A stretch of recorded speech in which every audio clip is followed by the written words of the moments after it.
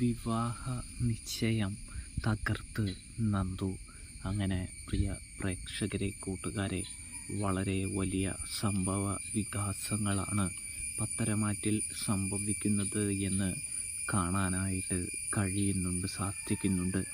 നമ്മുടെ അനിയാണെങ്കിൽ പലതവണ മുത്തശ്ശനോട് പറയുന്നുണ്ട്, മുത്തശ്ശ, എനിക്ക് ഈ നിശ്ചയത്തിനോടും വിവാഹത്തോടും താല്പര്യമില്ല എന്ന് പറയുന്നത് കാണാനായിട്ട് കഴിയൂട്ടോ.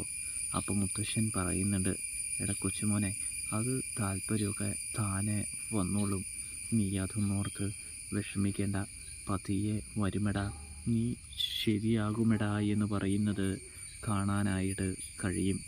ഇതേ സമയമാണെങ്കിൽ അനി പറയുന്നുണ്ട്, ഇല്ല മുത്തശ്ശ, എനിക്ക് അവളെ ഒരിക്കലും എൻ്റെ ഭാര്യയായി കാണാനൊന്നും എൻ്റെ മനസ്സ് അനുവദിക്കില്ല, സമ്മതിക്കില്ല എന്ന് പറയുമ്പോൾ മുത്തശ്ശൻ പറയുന്നുണ്ട്, നീ തീർച്ചയായും ഈ വിവാഹം കഴിച്ചേ മതിയാവൂ, ഞാൻ അവന്തിക മോൾക്ക് വാക്ക് കൊടുത്തതാണ് എന്ന് പറയുന്നത് കാണാനായിട്ട് സാധിക്കും.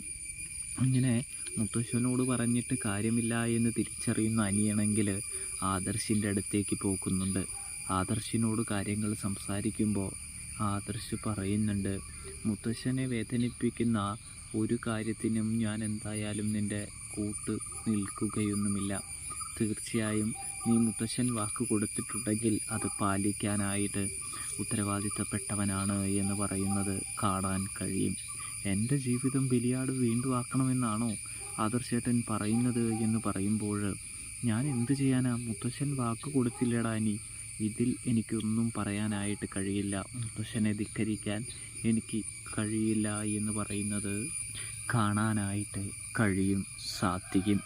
ഇതേ സമയമാണെങ്കിൽ നമ്മുടെ അനിയാണെങ്കിൽ ആദർശിൽ നിന്നും ഇങ്ങനെ തന്നെ മറുപടി കിട്ടുമ്പോൾ പിന്നെ പോകുന്നത് നയനയുടെ അടുത്തേക്കാണല്ലോ. നയനയുടെ അടുത്ത് ചെല്ലുമ്പോഴും നയന ഇതേ മറുപടി തന്നെയാണ് നമ്മുടെ അനിക്ക് കൊടുക്കുന്നത് എന്ന് കാണാനായിട്ട് സാധിക്കും. കൂടാതെ അനിയോട് പറയുന്നുണ്ട്, മുത്തശ്ശനെ വിഷമിപ്പിച്ച് എന്ത് നേടിയിട്ടും യാതൊരു കാര്യവുമില്ല, മുത്തശ്ശനെ വിഷമിപ്പിക്കാൻ നിൻ്റെ കൂടെ ഞാൻ നിൽക്കുകയുമില്ല എന്ന് പറയുന്നു. ഇവിടെ അനിക്ക് വേണ്ടി ആകെ നിലകൊള്ളുന്ന ഒരാൾ എന്ന് പറയുന്നത് അത് നവ്യയാണ്. നവ്യയ്ക്കറിയാം അവന്തികയുടെ കള്ളത്തരങ്ങളെ, അവന്തികയുടെ ചതിയെ. അതുകൊണ്ട് തന്നെ നവ്യണെങ്കിൽ അവന്തികയെക്കുറിച്ച് കൂടുതൽ അന്വേഷിക്കുകയും കൂടാതെ വേണുവിനെയും അനാമികയെയും കളത്തിലിറക്കുകയും ചെയ്യുന്നൊരു കാഴ്ച കാണാനായിട്ട് സാധിക്കുന്നുണ്ട്. ഇതേ സമയമാണെങ്കിൽ നമ്മുടെ അനാമിക വേണു കുറച്ച് പൈസയൊക്കെ കൊടുക്കാമെന്ന് പറഞ്ഞാണ് നവ്യ സംഘടിപ്പിക്കുന്നത്, അവരെ കളത്തിലിറക്കുന്നത് എന്ന് കാണാനായിട്ട് സാധിക്കും. അങ്ങനെ ഇരിക്കുമ്പോഴാണ് നമ്മുടെ നവ്യ അവരെ കൊണ്ട് പോലീസ് സ്റ്റേഷനിൽ ഒരു പരാതി കൊടുക്കാനായിട്ട് പറയുന്നതും അവരത് ചെയ്യാനായിട്ട് ഒരുങ്ങുന്നതും. ഇവിടെ നവീനാണെങ്കിൽ ഈ അനിയുടെ ശല്യം ഒഴിഞ്ഞു കഴിഞ്ഞാൽ താൻ സ്വസ്ഥനായി, തനിക്കിനി നന്ദുവായിട്ട് തൻ്റെ കാര്യങ്ങളുമായിട്ട് മുന്നോട്ട് പോകാം, അവനൊരു വെല്ലുവിളിയാക്കില്ല എന്ന് തിരിച്ചറിയുന്നുണ്ട്.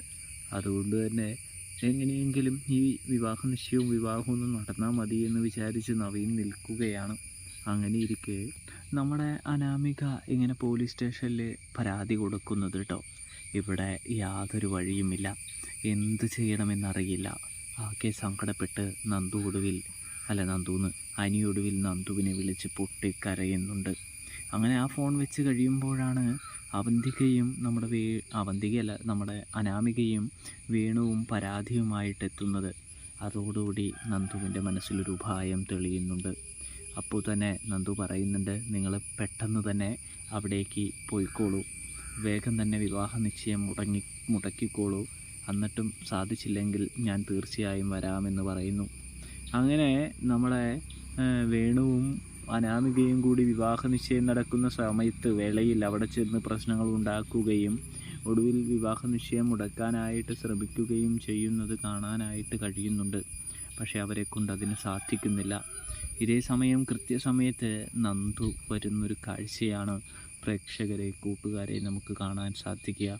മുത്തശ്ശൻ എന്നോട് ക്ഷമിക്കണം, ഇവരുടെ പരാതിയിൽ എനിക്ക് കേസെടുക്കാതെയോ അറസ്റ്റ് ചെയ്യാതെയോ കഴിയില്ല എന്ന് പറയുന്നത് കാണാനായിട്ട് സാധിക്കും.